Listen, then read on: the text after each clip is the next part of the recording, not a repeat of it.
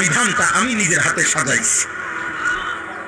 ইউরিদুল্লাহু বিকুমুল ইউসরা, তোমার কঠিন হবে না, তোমার কঠিন হবে না। আমি জানি তোমার ভিতর বাহির, তোমার শরীরের যোগ্যতা কদ্দুর, এটা আমি দিছি বান্দা।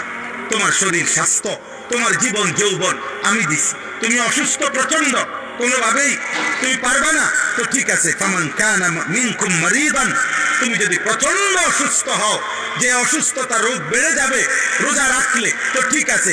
যখন সুস্থ হও তখন তুমি কাজা করে নিও। আল্লাহ বলছে লম্বা পথ সফর করবা, তোমার কষ্ট হবে মুসাফির, ঠিক আছে, তুমি ওই সময় রোজা ছেড়ে দিও। অন্য সময়ে যখন বাড়িতে থাকবা কাজা করে নিও। তুমি যদি একেবারে বৃদ্ধ দুর্বল হও, যে আর কোনোদিন সবল সুস্থ রোজা রাখার মতো যোগ্যতা তোমার ধারণা আর কোনোদিন হবে না, তো আল্লাহ বলেন অসুবিধা নাই, যাও ফিদিয়াতুন তাআমু মিসকিন, প্রত্যেক রোজার বিনিময়ে এক সাদকায়ে ফিতির